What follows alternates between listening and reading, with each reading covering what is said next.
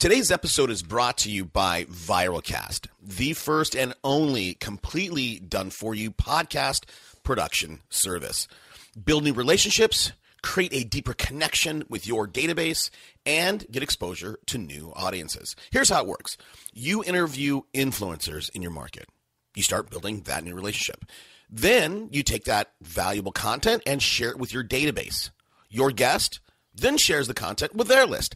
Everybody wins. You get new relationships, you create a deeper connection with your list, and get exposure to new people that you would never have access to. And look, if you're currently mining your database with video, stop. Audio is the new reality. We are living in an influence economy. Exposure is the new social capital. Go to Viralcast with a K to learn more. And right now, for the first 25 subscribers, we're offering a 50% off the getting started price. Welcome to Super Agents Live. This is the one place where you can come and hear the most successful people in real estate. You'll hear how these super agents built their businesses, how they stay productive, and how they stay motivated. Who am I? My name's Toby Salgado, and I made my first $1 million in real estate. Yeah. And I'm your host for the next 30 minutes while we talk to yet another amazing real estate entrepreneur. Stay tuned. Let's go! Yeah! Hey everybody, what's up? What's happening? How's your day? How is your week shaping up? And how's the year? Hopefully you're on track to reach your goals. Thanks for tuning in. If you're new to the show, welcome. Here's what we do. We break down top performers. What do they do in their business? How do they manage their mindset? And we're doing this to hopefully give you an edge in your business. What are the top people doing? Go out and model them. All right. Hey, today's guest, I'll tell you, first of all, the content on the show today is good. As I've mentioned before, we have flash drives everywhere around here, of interviews, and, they got stacked up on us pretty heavy, and we've taken some time off. So we're trying to cycle through these. So I realized when I uploaded this one or put it into the editing software that we did this last year, in 2015. But again, don't let that throw you, because all the stuff it doesn't matter whether it's 2015, 2016, or whatever. Okay, here's what we talk about. We talk about number one, expansion teams. Now, if you were in the KW world, expansion teams and that's building another business in another geography, and just, using your baked in, platform and systems.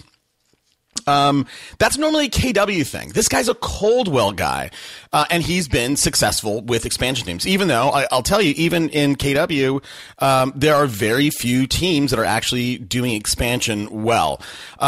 This guy's a young, tech-savvy guy, so we cover some tech stuff, and we talk a lot. I can sum it up in terms of mindset, but mechanically, we talk a lot about what kind of courage it takes to go out and ask for the deal, right? It's one thing to do your listing presentation and go, hey, here's the next step, or to go, hey, listen, here's what's up, sign it, and then I can go do X, right? The art of the close, right? Whatever. So we talk about that. Now, again, I can say that's a mechanical, 1, 2, 3. Or I can say it's a mindset thing. And I think a lot of times the people that get up to bat and fail to walk away with a deal, they're lacking that certain something, that je ne sais quoi, right? That thing that, they're scared to ask for it. So we talk about courage, asking for the deal, how to get to number one. And I share some of the stuff in terms of how I go out and get top guests. I don't settle for, if my guest list is of who's who, right? These are all the players.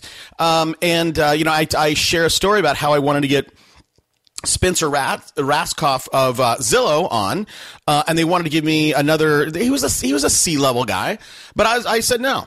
I said no. I want Spencer or not. Now I haven't got Spencer yet. I kind of let it go. But we share how to go after big game. Big game hunting. All right. Hey, real quick, if you haven't yet, go to the site, superagentslive.com. Download my book. Just get on my list. I share stuff with my email list that I don't share anywhere else. Number two, if you want to level up your game, if you want to be that number one guy in your market, radio. Go to Real Estate Radio Experts. If you haven't realized yet, there's one thing that thematically is the same or similar with all the people doing 300 plus deals, and that is they're doing radio. Why aren't you? All right. Would love to help you with that. On Twitter, I'd love join the conversation, guys. My handle, Twitter, is @SuperAgentsLive. Hashtag for the show is Unpack That Idea. Hey, let's get to it.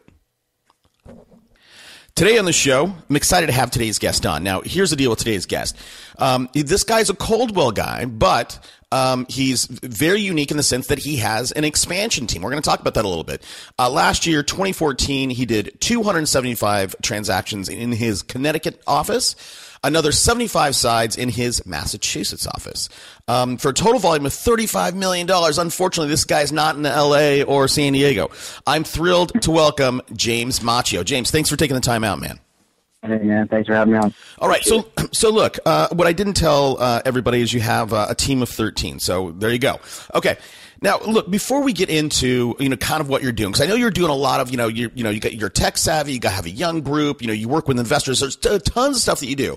Before we get there, James, I'm always intrigued about the person behind the machine. So take a minute, tell us a little bit about you, James.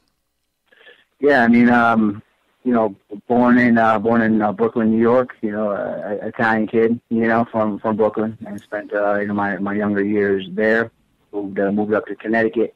When the family saw the neighborhood going down, we got out of New York and moved to Plainville, Connecticut, of all places. And from there, grew up and then went to Florida State College. So I had some good years at FSU, and bought my first piece of real estate while I was still in college. And the rest is history. Became an agent right out, literally a month out of college. I was selling real estate. So, that was a kind of a no-brainer for me. That was the path that I was looking at. I was a finance and a real estate degree. So okay, it was no-brainer. Too bad, Look, I mean, Brooklyn is hip these days, man.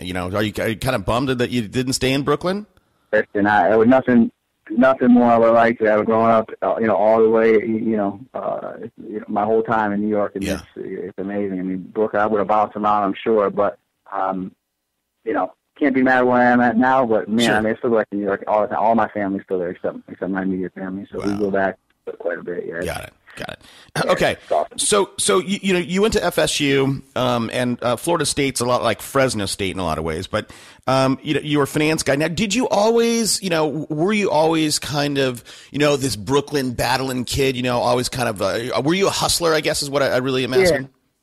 No question. I mean, that's really the meat and potatoes behind what makes me, successful.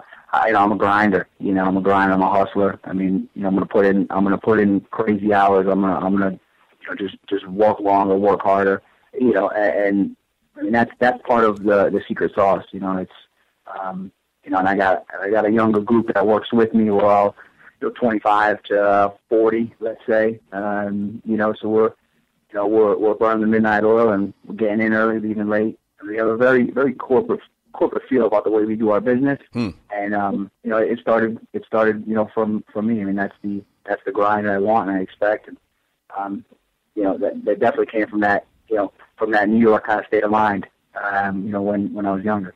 For sure. Yeah, man. Well, look, what you said, James. You said, hey, some of the secret sauce is outworking everybody else, and I'll tell you, I think that hard work ethic is the thing that kills most people because, they're like, oh, work smarter, not harder. But look, nothing can take the place of just hustle. Right. And that's, that's something I think, and you tell me, James, what your thought is. That's something I don't know that you can teach hustle. That's something that's got to be in you. What's your thoughts on just, can you teach hustle? I mean, I don't think you can. You know, you have to be motivated every day to get up and get to your job. And the first thing you better do is you better find a job you really like, because I don't care how motivated you are. If you hate walking through those doors every day, you know, it's just not going to work for you. So you find a field that you love, you accelerate in, and I think that, you know, if you find that field and you have that, you know, that hunger to get to that office every day. I mean, I literally cannot wait to get in. You know, I mean, my wife has to pull me out of here every night. You know, wow. You know, it's a little bit of a battle, but I literally love it. So, but okay, that's cool. I mean, I think that's great advice, right? You find, and that's very much a millennial way of thinking, right? You got to find something you love, you know, find your passion. What is it? What is your love? Why is your wife having to drag you out of there? What is the thing that you love? I mean, are you a deal guy? Are you a deal junkie? Or like, what is it specifically that you love? Yeah, I mean, it definitely a deal junkie to a degree. You know, I like hunting. You know, I like hunting the client down. I like hunting the business down. I don't, you know, I'm not sitting in my office looking at a computer screen surfing around. I mean, you have to get on the phones. I think you know, the way business gets done these days, everyone gets very reliant on, you know, emails and other forms of communication, which are great. But I think if you want to, you know, if you want to be the one setting yourself apart, and you know, you got to get on the phones, you got to go out, you got to, you know, I'm flying every chance I can to go meet people. I mean, nothing better than an in-person meeting. Yeah. I mean, you got to go back to some of the basics, even though we have all this technology. I mean, there's, you know, still a lot of guys out there who, you know, aren't going to even start doing a penny of business with you until they meet you. Especially a lot of guys I deal with. They need to hear you, feel you, touch you. You know, that's the type of thing. So you gotta be willing to kind of do those things, and that's, you know, that's what I love. That's right on my sweet spot. Well, so look, so I mean, that's interesting what you just said. You said a couple things that. You said a lot of people that you work with, you know, they have to meet you, touch you, right? I'll tell you, me, like, you know, for me, like, I'm a hustler, but I like to be as efficient as possible. So, like, I'm a phone guy, right? And I can, you know, the 2 hours, whatever number of hours that I'm on the road, traveling to a location to meet one person, you know, I mean, I can blanket, you know, 30 people in that same time by being on the phone. Is there, look, why do you think that? I mean, look, I'm not sure if I'm asking the right question, but what I want to get to is there a way to hack that, right? For that guy that you feel needs to know you and touch you. I mean, is there a way to accomplish that virtually, right? Whether it's Skype or something like that.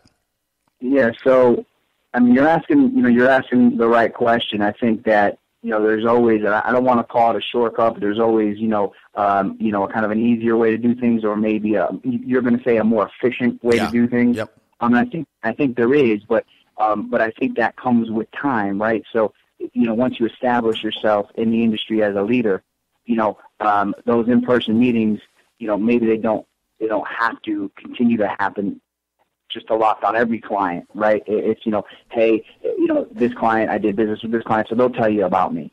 You know, I'm 35. I've been selling, you know, distressed audio and short sales for about 10 years. You know, so nobody knew who I was 10 years ago.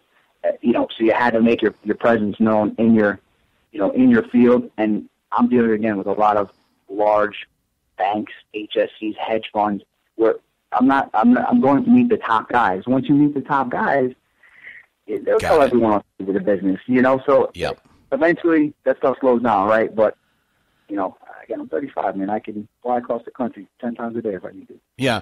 So, okay, I get it.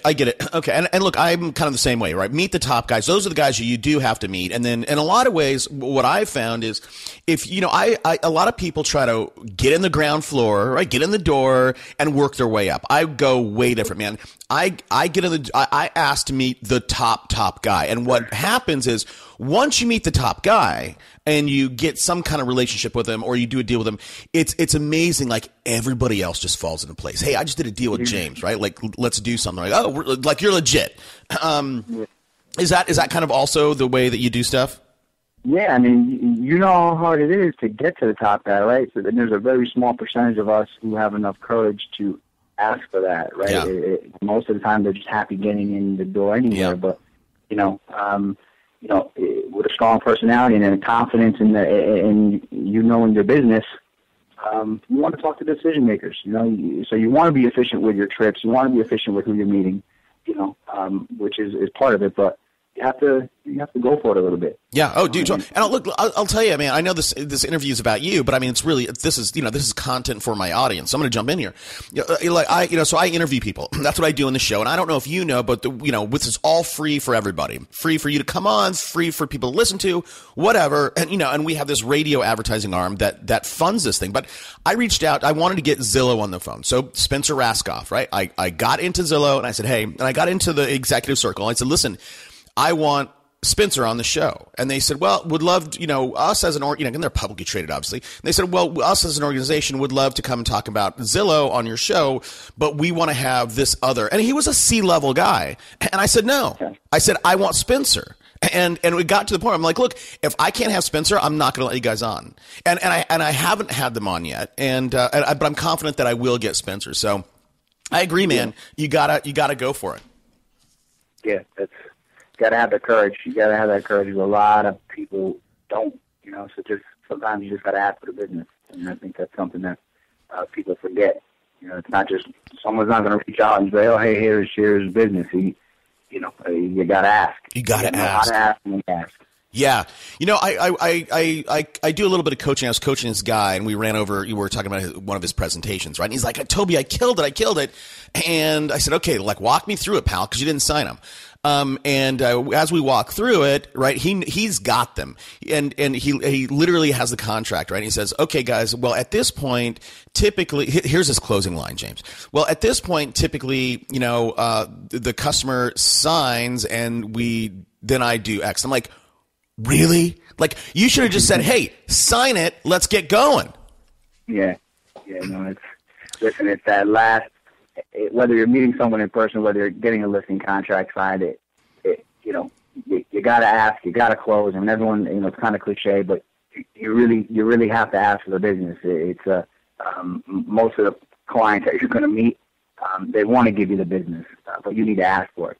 So I think that's a good example. On a small level, even trying to lock down a listing. Yeah. Where, you need to be confident in your abilities. For sure. So earlier, James, you said that you like hunting, and I want to talk a little bit about time management, because what I've found with guys like you, right, guys that love hunting, many times, right, they fail to, there's a problem at the end of it, right? They love hunting, they love shooting, but they're so good at it. I'm sure the guy like you are so good at it, dragging that deal back to the office and then doing all the mundane paperwork and details, that's where it falls down. How have you, obviously that's not your problem, with 350 deals. How have you, again, I don't know if this is, you'll address this with time management, but how have you addressed that, the last mile, so to speak? Sure. So, a couple of things I tell my guys is that I don't really know a lot about a lot of things, but I know a lot about a couple of things, and the things I don't know about, I need to hire people who do. So your staff is so critical. And I talk to a lot of different REO brokers, teams, and they're so understaffed that they're afraid of picking up payroll. They're afraid of doing some things to grow their business because they're never really sure if that's the right move, right? So opportunity is not just going to come and flash in front of you and say, hey, hire some staff now. You're going to have to take a little bit of risk when you're growing. And I'm telling you right now, without the correct staff, I'd be dead. I'd be dead. I don't know how to do all the paperwork. I can't possibly close all those deals myself. You gotta have the right staff and compensate them correctly. Yeah. It's not to leave you. So you gotta compensate your guys and don't be scared to spend a little money to grow your business. Well, I mean, look, that's so cliche, right? It takes money to make money, or, it's so funny. We all know that, but, many people struggle with that. So what was your first hire? And if, somebody out, and so give us a sense of what was your first hire, number one. Number two, at what point did you go out and take that risk or go out on a limb to hire that person? So, I can remember it was so clear to me. I was sitting there and I was doing maybe, I don't know, 75 or 80 deals on my own. Wow. Maybe, this is, 9 years ago now, right? So I was like, man, I really use some help. And you're anxious. You don't really know how to train someone. You don't really know if it's, going to work out. Hey, what if you spend 3 months on them and they don't work out? The whole idea is that you need to learn how to grow, right? So whatever that process is for you to learn how to grow, you need to go through it. So even if the first person fails, you still are way better off trying to get the next person than you were to start. So I finally just said, hey, I'm just going to look for someone to start working with me. And, the first person I hired, maybe they were with me for, 6 months. But while they were with me, I ended up, hiring someone else and also taking on another agent. And those two guys are with me still today. So first hire was terrible, but while they were with me, I had I was comfortable enough now to try to go grow, and I ended up finding two people that are part of my core business. So, it's not easy taking new people on. No one likes to train, but it's something you have to do because you're never going to really know when the right time is.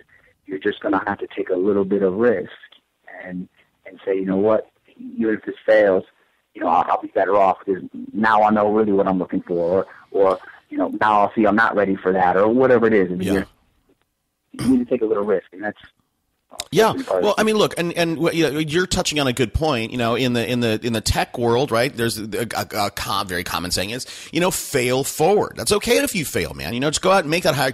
So, but who was it? Was it a transaction coordinator? Was that your first hire, or who? It was actually just a personal assistant, just an assistant. Someone who would do everything from bring my laundry to the laundromat to help me with my transactions. It was literally someone to take tasks off my day. Wow. That's what I thought I needed first. As I said, I got so much going on. If I have someone to do some of my personal stuff, I said, that would be great. It would free me up. And then from there, the next person I hired was my transaction coordinator. She's with me, still to this day.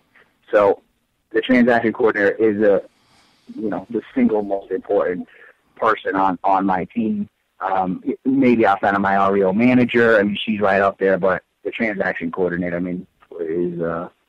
is critical. Yeah, and I think if you're a high volume team. Yeah, no, I would agree with you, and I think and again, this is for the audience.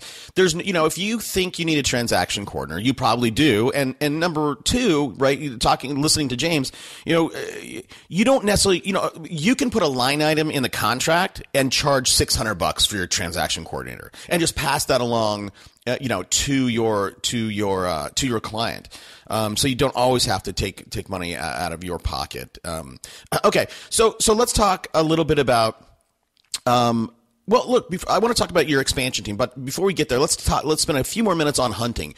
Tell us what that looks like. How do you hunt? How do you dig up these 350 deals? So, fortunately, when you work with some of the larger, banks and hedge funds, institutional buyers and sellers, there's a process that once you get in with them, they feed you. They feed you. So I'll come in and I'll get assignments overnight or during the day. Some of that business is because I found a way to get in with the right client, and I'm now approved to receive assignments. So that's one piece. The other piece, and it's this is hard to teach, but it's I don't really believe in the cold call style of marketing. That's not what I believe in. I try to go find a connection I have that has a connection to a client I want to get in with, or a client that I want to meet, right? So that it's that personal introduction I'm looking for. So, I will look around to see where the business is, or I'll get on the phone with my guys in California. I'll call my guys in Texas. Hey, where's your business coming from here now? What are you doing to succeed? I'm a copycat in many regards too. hey, listen, if you got something good that's going, hey, I'm going to try to extract some of that. So you call your guys, you have connections with you're just talking with them, seeing what's going on. And, every week somebody says, hey, listen, I'm getting some business here. I know a guy here. I'm going to put you on an email with him to introduce you.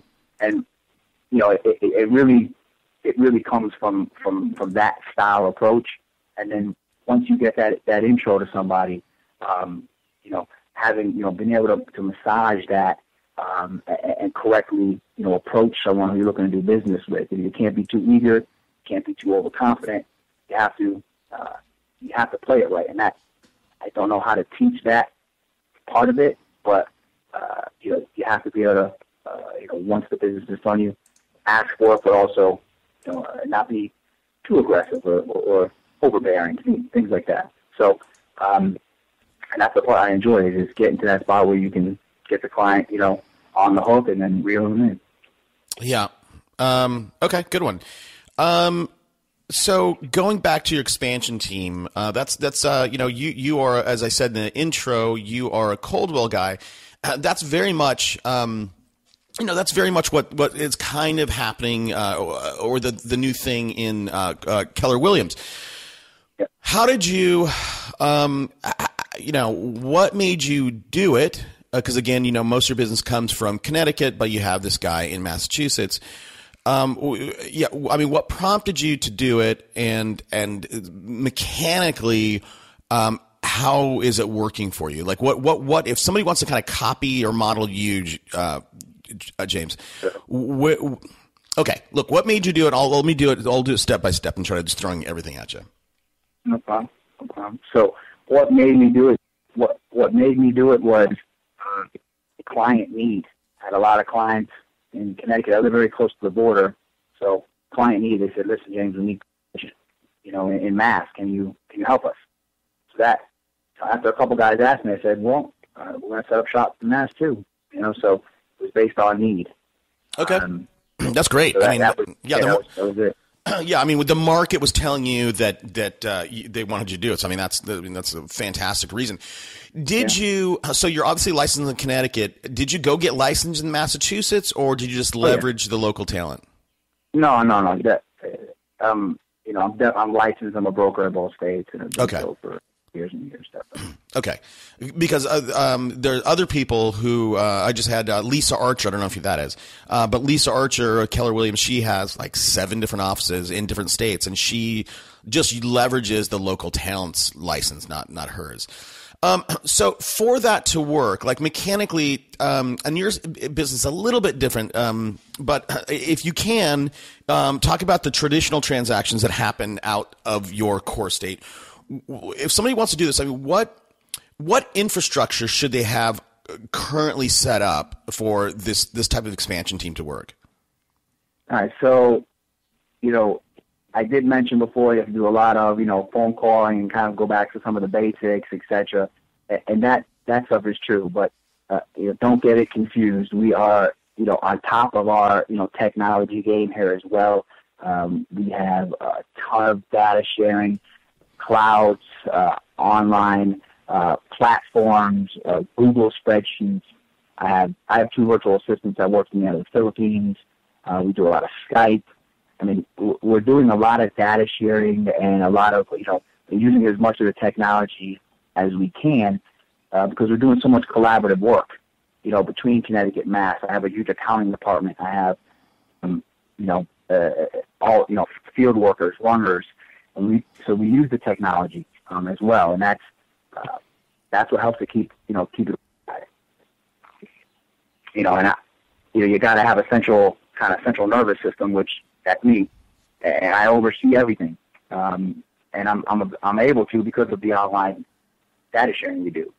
So you got to have the right staff also.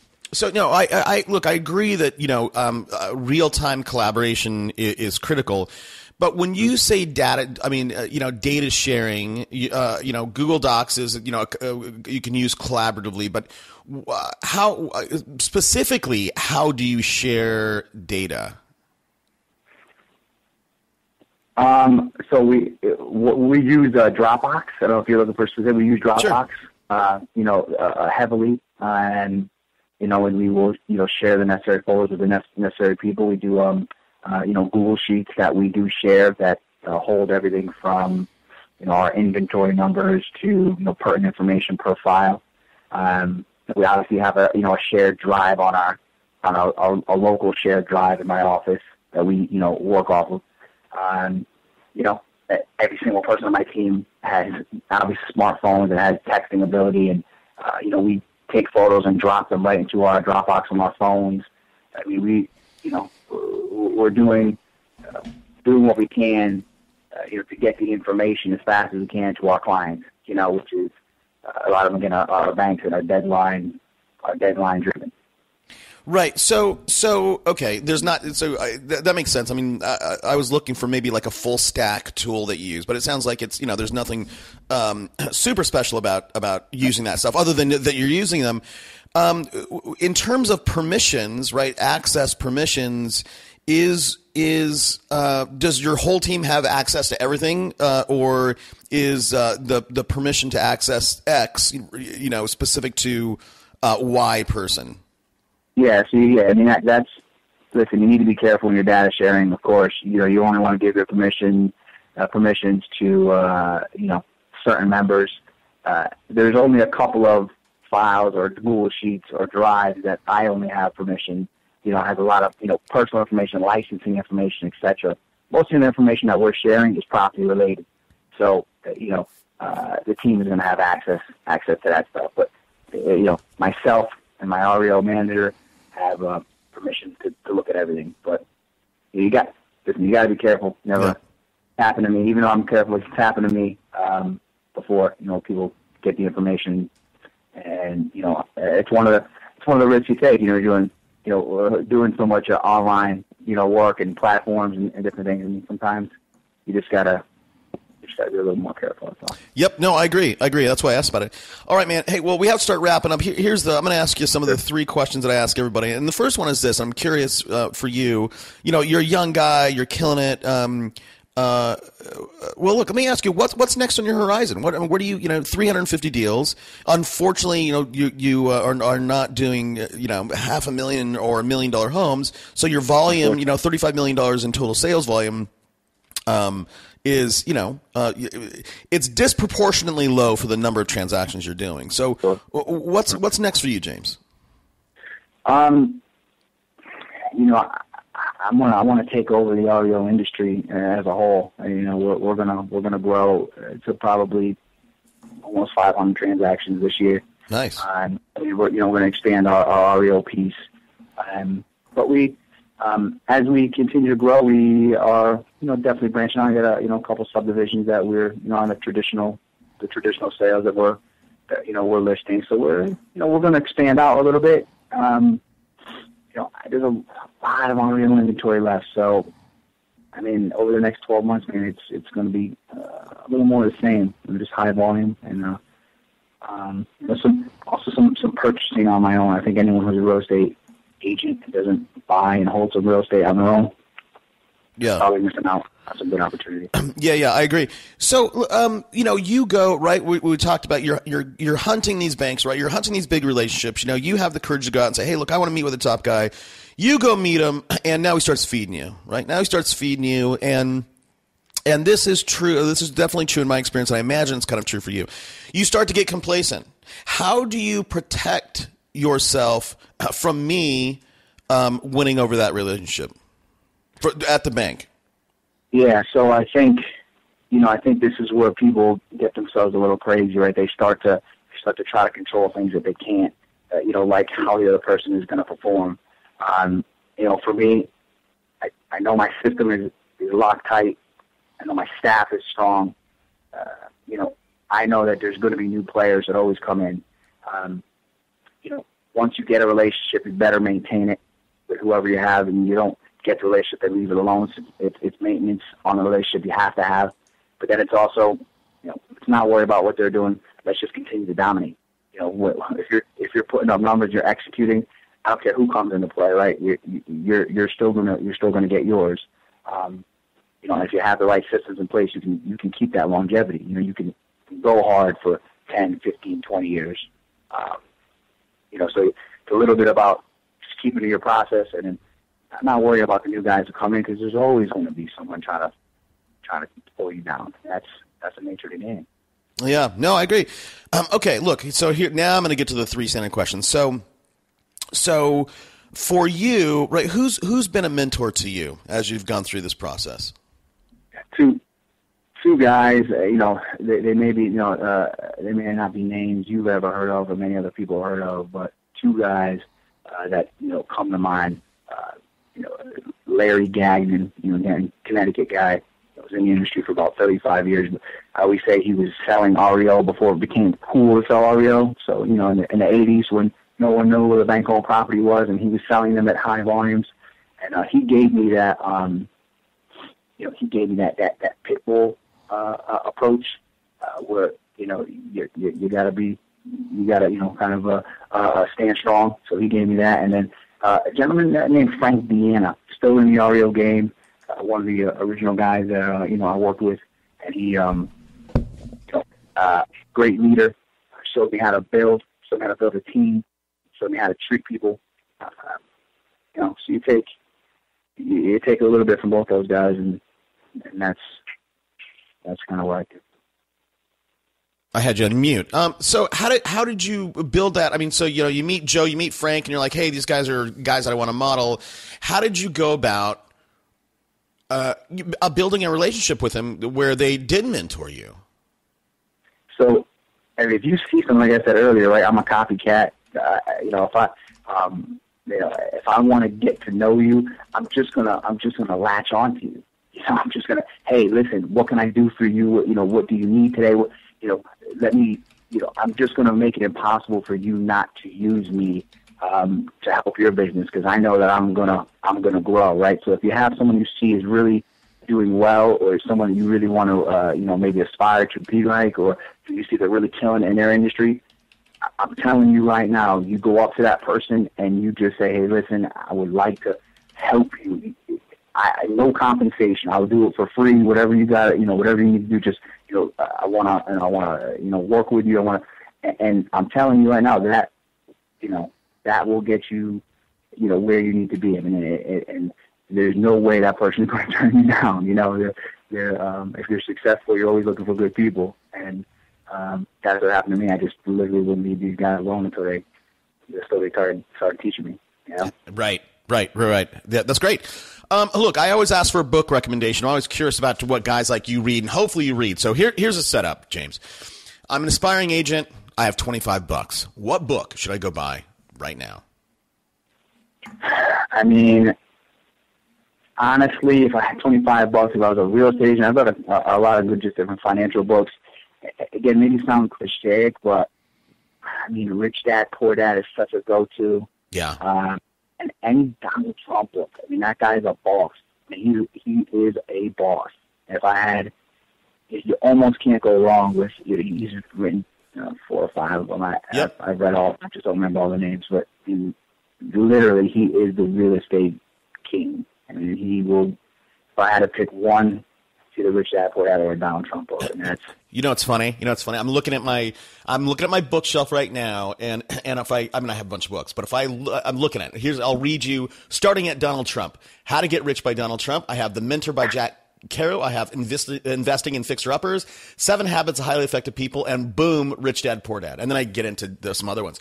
So I agree, man. I think I love Trump. Not everybody does. And everybody out there, look, if you have not read a book from Trump, go get a copy on us. Just use our Audible link. Here's what you do. Just go to audibletrial.com/superagentslive. Try Audible out for a month, and they will give you 1 free book.